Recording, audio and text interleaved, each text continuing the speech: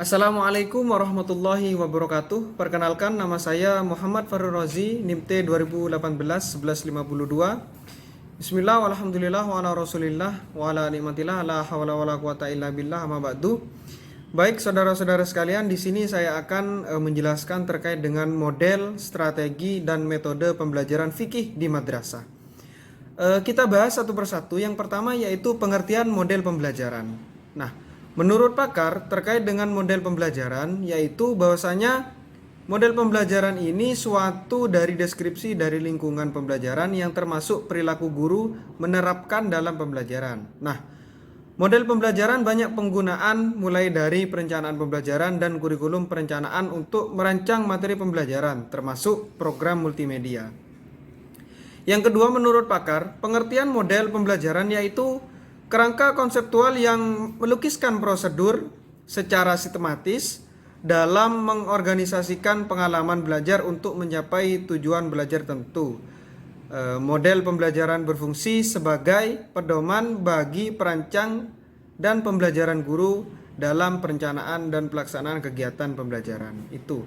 Nah, yang ketiga, menurut pakar, menurut Trianto, model pembelajaran adalah suatu perencanaan atau pola yang digunakan sebagai pedoman dalam merencanakan pembelajaran di kelas atau pembelajaran tutorial. Nah, belajar mengacu pada pendekatan pembelajaran yang akan digunakan termasuk tujuan pengajaran, lingkungan belajar, dan sebagainya. Yang kedua, setelah pengertian model pembelajaran yaitu ciri-ciri model pembelajaran. Model pembelajaran memiliki maksud yang lebih luas dari strategi, metode, dan teknik. Nah, karena itu suatu rancangan pembelajaran atau rencana pembelajaran disebut menggunakan model pembelajaran apabila mempunyai 4 ciri khusus. Yang pertama, rasional, teoritis, yang logis. Nah, itu yang pertama. Yang kedua, tujuan pembelajaran yang akan dicapai. Yang ketiga, tingkah laku yang diperlukan agar model yang digunakan dapat dilakukan secara detail dan efisien. Serta yang keempat yaitu lingkungan belajar yang sesuai dan memadai agar pembelajaran terlaksana dengan baik atau tujuan yang ingin dicapai bisa terwujud dengan lancar. Seperti itu teman-teman. Itu terkait dengan pengertian model pembelajaran dan ciri-ciri model pembelajaran. Setelah kita membahas mulai dari pengertian hingga ciri-ciri, kini kita membahas terkait dengan manfaat model pembelajaran. Nah, manfaat model pembelajaran adalah sebagai pedoman perancangan dan pelaksanaan pembelajaran. Karena itu, pemilihan model sangat dipengaruhi oleh sifat dari materi yang akan dipelajari, tujuan atau kompetensi yang hendak dilaksanakan dalam pembelajaran, serta tingkat kognitif siswa itu sendiri. Nah, manfaat model pembelajaran bagi guru yang pertama yaitu memudahkan di dalam melaksanakan tugas pembelajaran. Mengapa demikian, teman-teman sekalian? Karena langkah-langkah yang akan dikerjakan sudah sesuai dengan waktu yang tersedia, tujuan yang akan dicapai, serta ketersediaan media pembelajaran yang sudah memadai. Itu yang pertama. Yang kedua, bisa digunakan sebagai alat untuk mendorong aktivitas siswa dalam proses belajar. Dan yang ketiga, memudahkan dalam melakukan analisis persiswa terhadap perilaku dan tingkah lakunya. Nah, itu manfaat model pembelajaran bagi guru.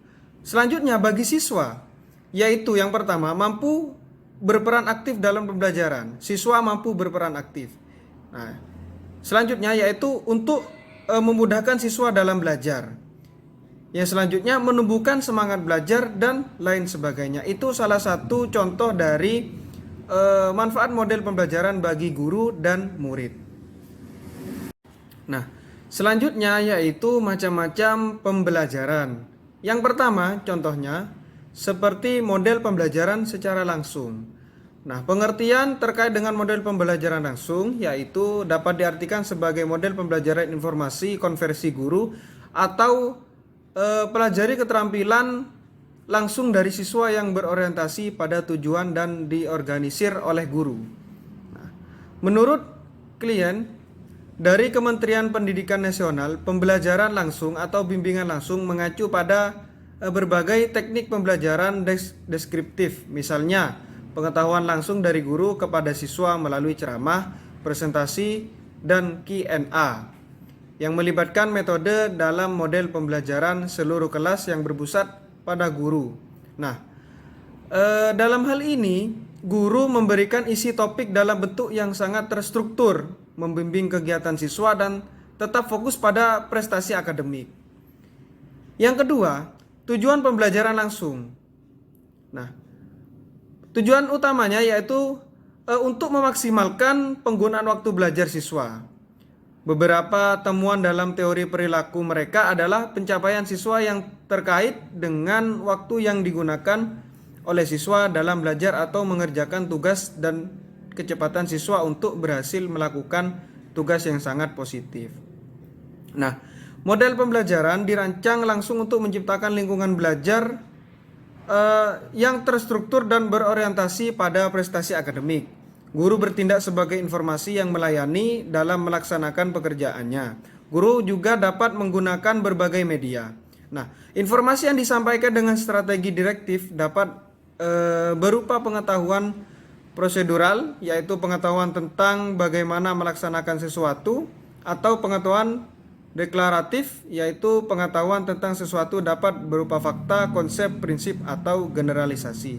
Nah, itu terkait dengan pengertian pembelajaran langsung dan tujuan dari pembelajaran langsung itu sendiri. Dan ini termasuk di dalam macam-macam model pembelajaran. Baik, selanjutnya yaitu model pembelajaran kontekstual. Pembelajaran kontekstual yaitu pengajaran dan pembelajaran kontekstual, maksudnya adalah konsep pembelajaran yang menekankan hubungan antara materi pembelajaran dengan dunia nyata atau dalam kehidupan siswanya. Nah, sehingga siswa dapat menghubungkan dan menerapkan kompetensi dalam kehidupan sehari-hari. Itu. Yang kedua, pengertian dari pembelajaran kontekstual yaitu menunjukkan bahwa CTL atau konsep pembelajaran yang menekankan proses keterlibatan siswa penuh untuk dapat menemukan materi yang dipelajari dan menghubungkannya dengan situasi kehidupan nyata. Intinya seperti itu. Nah, apabila kita korelasikan dengan pembelajaran fikih di madrasah, bahwasanya contohnya materi itu kita tentang membahas tentang toharoh atau berwudu. Lalu kita korelasikan dan kita implementasikan di kehidupan nyata. Jadi itu yang dimaksud dengan model pembelajaran kontekstual. Nah, dapat disimpulkan bahwasanya pembelajaran kontekstual adalah belajar yang menyajikan dunia nyata di kelas untuk menghubungkan antara pengetahuan yang ada untuk diterapkan dalam kehidupan nyata. Dengan itu memungkinkan proses belajar dan belajar yang tenang dan menyenangkan karena pembelajaran dilakukan secara alami, secara mengikuti dalam kehidupan sehari-hari. Jadi materi yang telah diberikan oleh seorang pendidik kepada peserta didik mampu diimplementasikan oleh peserta didik di dalam kehidupan nyatanya atau kehidupan sehari-hari, sehingga menimbulkan dan mengembangkan proses berpikir siswa dalam pembelajaran. Seperti itu, teman-teman. Di dalam model pembelajaran ada yang namanya model pembelajaran kooperatif. Nah, pembelajaran kooperatif ini adalah model pembelajaran yang telah diketahui sejak lama, ketika guru mendorong siswa untuk bekerja sama dalam kegiatan tertentu seperti diskusi, kelompok, atau pengajaran dengan teman sebaya. Dalam melaksanakan proses pembelajaran, guru tidak lagi mendominasi. Siswa diharuskan untuk berbagi informasi dengan siswa lainnya dan belajar untuk saling mengajar. Itu maksud dari pembelajaran kooperatif. Nah, menurut Isjoni, dalam model pembelajaran kooperatif, siswa diberi kesempatan untuk berkomunikasi dan berinteraksi secara langsung atau secara sosial dengan teman-teman mereka sendiri untuk mencapai tujuan pembelajaran yang diinginkan. Nah, ini aktif dengan pengetahuan mandiri oleh siswa dan mereka bertanggung jawab atas hasil pembelajarannya. Pembelajaran kooperatif adalah salah satu strategi pembelajaran dengan sejumlah siswa sebagai anggota kelompok kecil yang tingkat kemampuannya berbeda-beda. Dalam menyelesaikan tugas grup, setiap anggota kelompok harus bekerja sama dan saling berkolaborasi untuk membantu satu sama lain untuk memahami materi pembelajaran. Nah, itu yang dimaksud dengan model pembelajaran kooperatif. Setelah kita membahas terkait dengan model pembelajaran, mari kita beralih kepada strategi pembelajaran. Nah, pengertian dari strategi pembelajaran yaitu sebuah kumpulan-kumpulan cara yang dipakai dan digunakan oleh seorang pendidik atau guru untuk memudahkan di dalam memberikan materi pembelajaran kepada siswa yang agar dapat dipahami dengan maksimal, yang tentunya secara efektif dan efisien.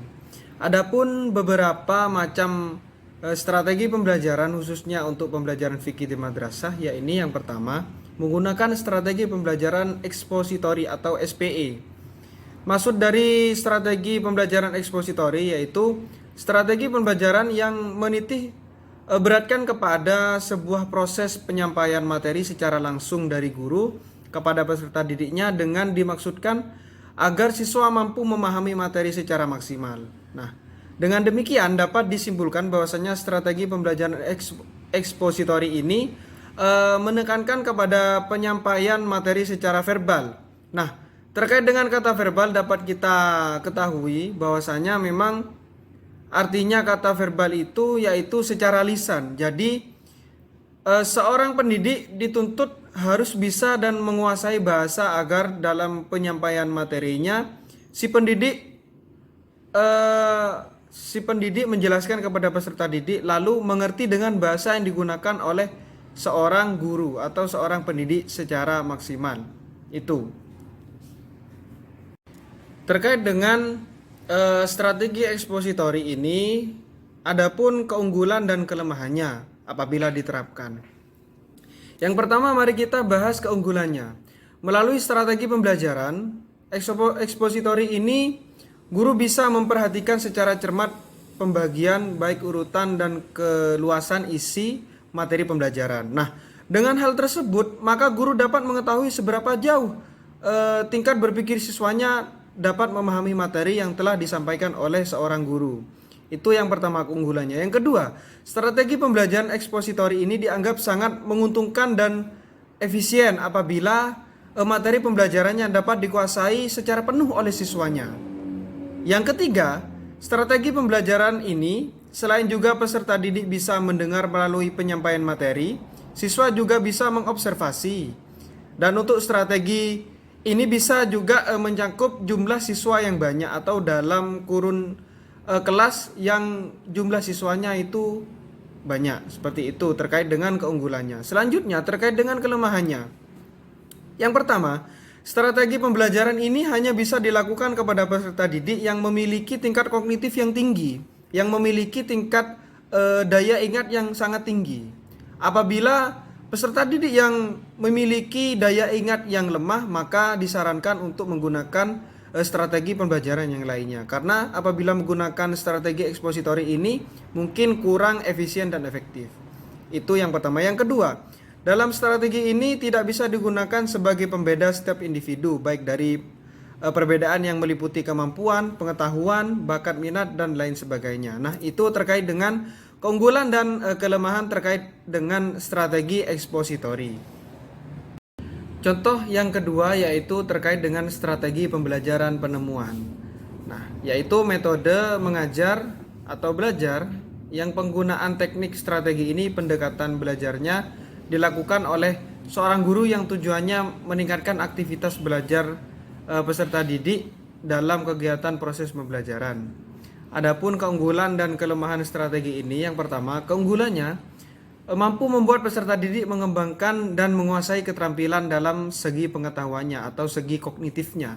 Yang kedua, memperoleh pengetahuan dalam diri seorang peserta didik sehingga peserta didik mampu memperbanyak pengetahuannya di dalam belajar. Yang ketiga, meningkatkan semangat dalam belajar. Yang keempat, mengubah cara belajar siswa ke arah yang lebih baik lagi dari sebelumnya. Yang kelima, strategi ini hanya memusatkan kepada siswa saja, tidak kepada guru. Jadi nilai keaktifan itu lebih dominan kepada siswanya daripada gurunya. Dan yang terakhir yaitu menambah percaya diri kepada seorang peserta didik. Itu terkait dengan keunggulannya. Bagaimana dengan kelemahannya? Yang pertama yaitu harus ada kesiapan yang matang dan mental yang sangat kuat yang ada pada peserta didik itu sendiri. Yang kedua, tidak bisa menampung siswa yang terlalu banyak. Jadi hanya bisa menampung siswa yang sedikit karena memang sangat tujuannya yaitu memusatkan agar siswa itu bisa belajar secara maksimal. Yang ketiga, teknik ini tidak bisa secara leluasa memberikan kesempatan berpikir kreatif. Dan yang keempat, kurang memperhatikan perkembangan bentuk, sikap, dan keterampilan. Nah, itu terkait dengan keunggulan dan kelemahan dari strategi pembelajaran penemuan atau discovery. Yang terakhir yaitu terkait dengan strategi pembelajaran inquiry. Nah, strategi pembelajaran inquiry ini biasanya diartikan sebagai strategi pembelajaran yang menekankan kepada proses berpikir secara mendalam atau berpikir secara kritis dan menggunakan analisis untuk mencari dan menemukan jawaban dari suatu persoalan. Nah, biasanya persoalan itu dilakukan pada saat tanya jawab antara pendidik dengan peserta didik atau antara guru dengan muridnya. Adapun kelebihan dan kelemahan strategi pembelajaran inquiry ini, yang pertama, kelebihannya dapat memberikan kesempatan belajar siswa secara luas sesuai dengan model belajar siswa itu sendiri. Jadi, apabila gaya belajar siswa itu seperti ini, bisa mengikuti seperti ini. Nah, seperti itu. Yang kedua, strategi pembelajaran inquiry ini sesuai dengan perkembangan psikologi belajar secara modern yang menumbuh kembangkan proses tingkah laku karena adanya pengalaman atau experience. Yang ketiga, mampu memberikan fasilitas kepada peserta didik yang memiliki kemampuan di atas rata-rata. Nah, itu terkait dengan kelebihannya. Terkait dengan kekurangannya, yang pertama yaitu penerapan strategi ini sulit direncanakan pada saat pembelajaran karena terbentuk dengan kebiasaan siswa dalam belajar. Jadi apabila gaya belajar siswa itu sudah seperti A, maka apabila kita paksakan seperti B, maka itu tidak akan bisa. Sekalipun bisa, itu akan sulit. Seperti itu. Yang kedua, terpaut hanya siswa yang memiliki pemikiran aktif saja. Jika pemikiran siswa yang lambat, maka akan terasa sulit. Nah, itu. Yang ketiga, dalam pelaksanaannya butuh waktu yang sangat panjang, sehingga guru biasanya kesulitan dalam menyesuaikan dengan waktu yang sudah ditentukan di awal. Seperti itu terkait dengan kelemahan dan kelebihan strategi pembelajaran inquiry. Selanjutnya mari kita bahas terkait dengan metode pembelajaran. Nah, bila kita ingin membangun sebuah rumah atau bangunan, semestinya kita mendesain terlebih dahulu bentuk yang diinginkan. Nah, mendesain ini termasuk bagian strategi, sedangkan membangun sudah masuk dalam ranah metode. Itulah contoh bagaimana kita memaknai istilah strategi serta membedakannya dengan metode. Jadi, strategi adalah rancangan serangkaian kegiatan untuk mencapai tujuan tertentu. Artinya, seluruh kegiatan pembelajaran disusun sesuai rencana atau strategi dalam rangka mencapai segala aspek tujuan pembelajarannya. Sedangkan metode adalah cara yang digunakan untuk menjalankan strategi. Strategi dan metode harus dirancang sesuai dengan tujuan yang ingin dicapai. Secara etimologi, metode berasal dari kata metode yang berarti suatu cara kerja yang sistematika untuk memudahkan pelaksanaan kegiatan dalam mencapai suatu tujuan tertentu. Nah, menurut para ahli, Fred Percival dan Henry, dalam Arba'in metode adalah cara yang umum untuk menyampaikan pembelajaran kepada peserta didik atau mempraktikkan teori yang telah dipelajari dalam rangka mencapai tujuan belajar. Nah, biasanya pakar juga mengartikan bahwa metode mencakup rumusan tentang pengorganisasian bahan ajar, strategi penyampaian dan pengelolaan kegiatan dengan memperhatikan tujuan, hambatan, dan karakteristik peserta didik sehingga diperoleh hasil yang efektif, efisien, dan menimbulkan daya tarik pembelajaran. Apabila kata metode dibandingkan atau disandingkan dengan kata pembelajaran, maka berarti suatu cara atau sistem yang digunakan dalam pembelajaran yang bertujuan agar anak didik dapat mengetahui, memahami, mempergunakan, menguasai bahan pembelajaran tertentu. Nah, dalam makna lain, metode pembelajaran diartikan sebagai prinsip-prinsip yang mendasari kegiatan yang diartikan sebagai prinsip-prinsip yang mendasari kegiatan mengarahkan perkembangan seseorang khususnya proses belajar mengajar. Nah, itu terkait dengan atau gambaran terkait dengan metode pembelajaran dan strategi pembelajaran. Selanjutnya mari kita bahas terkait dengan macam-macam metode pembelajaran, tentunya pembelajaran fikih di madrasah. Yang pertama, biasanya guru menggunakan metode jigsaw. Nah, metode kerja kelompok yang terstruktur didasarkan pada kerjasama dan tanggung jawab. Strategi ini menjamin setiap peserta didik memikul suatu tanggung jawab yang signifikan dalam kelompok. Tipe mengajar jigsaw dikembangkan sebagai metode cooperative learning.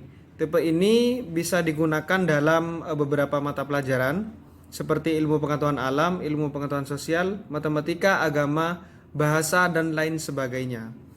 Tipe ini cocok untuk semua kelas pada intinya, seperti itu. Nah, jigsaw adalah suatu struktur multifungsi, struktur kerjasama belajar.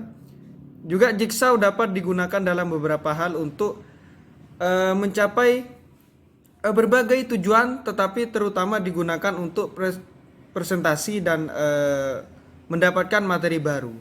Struktur ini menciptakan saling ketergantungan. Nah, pembelajaran kooperatif tipe jigsaw adalah suatu metode pembelajaran yang didasarkan pada bentuk struktur multifungsi kelompok belajar yang dapat digunakan pada semua pokok bahasan dan semua tingkatan untuk mengembangkan keahlian dan keterampilan di setiap kelompok. Nah, itu terkait dengan metode jigsaw. Selanjutnya yaitu contohnya metode peta konsep atau konsep mapping. Nah, metode ini digunakan oleh seorang pendidik dengan maksud meminta peserta didik untuk membuat konsep atau kata-kata kunci dari suatu pokok persoalan sebagai rumusan inti pelajaran. Nah, konsep mapping ini ialah suatu teknik yang disusun untuk menggabungkan suatu tulisan yang lain dengan grafis yang memungkinkan peserta didik untuk mengembangkan kemampuan berpikir otak kanan dan otak kirinya. Nah, konsep mapping juga bisa digunakan sebagai upaya untuk menghasilkan sebuah gagasan atau sebuah pemikiran dalam suatu bidang tertentu.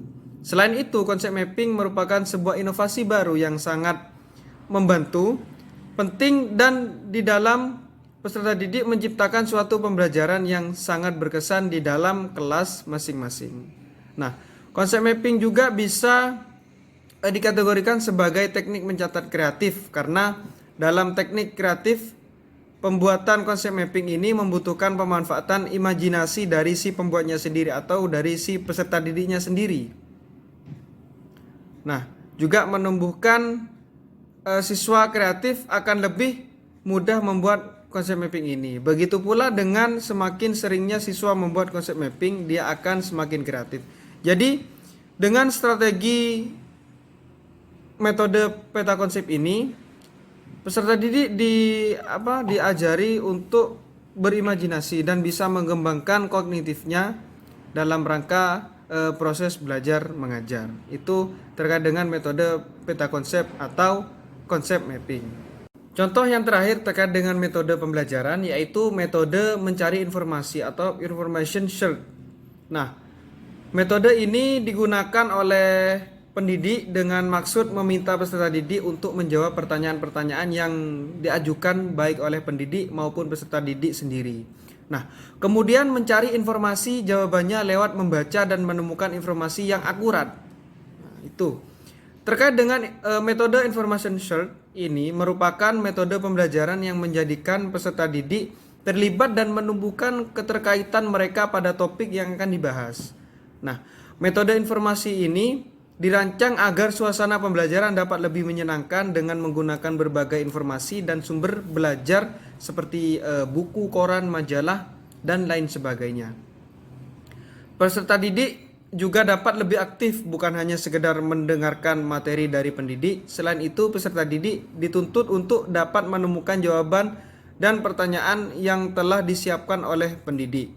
Metode information search ini atau istilah lain sering disebut dengan metode pencarian informasi merupakan metode yang digunakan oleh pendidik dengan maksud meminta peserta didik untuk menjawab pertanyaan-pertanyaan yang diajukan baik oleh pendidik ataupun peserta didik sendiri.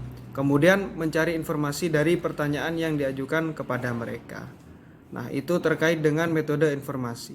Nah, metode ini merupakan metode di mana pendidik membagi peserta didiknya menjadi beberapa kelompok kecil tentunya ya, untuk menjawab pertanyaan mengenai topik yang akan dibahas. Agar peserta didik tidak langsung menemukan jawaban dari sumber informasi yang diberikan, melainkan menyimpulkan suatu jawaban dari sumber tersebut. Nah, informasi tersebut didapat dari berbagai sumber informasi, baik dokumen, buku teks, majalah, atau referensi-referensi lainnya melalui internet dan lain sebagainya. Nah, mungkin itu penjelasan terkait dengan metode mencari informasi. Terima kasih kepada saudara-saudara yang telah menyimak penjelasan dari saya, mulai model, strategi, dan metode pembelajaran khususnya di mata pelajaran fikih di madrasah. Mungkin cukup itu yang dapat saya sampaikan, kurang lebihnya mohon maaf. Ihdinas siratal mustaqim, wallahul muwaffiq ila aqwamit thoriq. Assalamualaikum warahmatullahi wabarakatuh.